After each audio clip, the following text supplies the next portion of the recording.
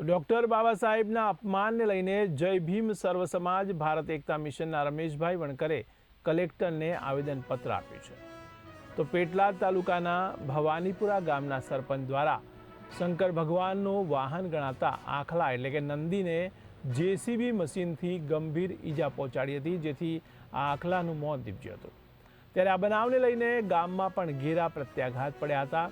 આ મામલાને લઈને જય ભીમ સર્વ સમાજ ભારત એકતા મિશનના કાર્યકરો સાથે રાષ્ટ્રીય અધ્યક્ષ રમેશ વણકર તેમજ સરદાર વલ્લભભાઈ પટેલ પાર્ટી નડિયાદના તાલુકા પ્રમુખ જિગ્નેશ રાણાએ ભવાનીપુરાના સરપંચને વાત કરી હતી।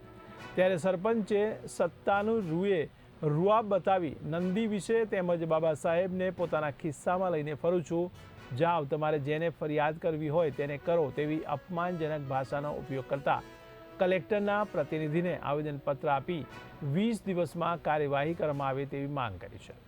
જો આપેલ દિવસમાં કોઈ કાર્યવાહી નહીં કરવામાં આવે તો ઉગ્ર આંદોલન તેમજ ચક્કાજામ કરવાની પણ ચીમકી ઉચ્ચારવામાં આવી છે।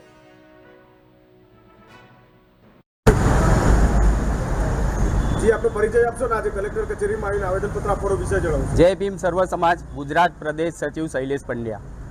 મીડિયાના માધ્યમથી ખાસ જણાવવાનું કે આજ રોજ અમે કલેક્ટર સાહેબને આવેદનપત્ર પાઠવવામાં આવ્યું છે।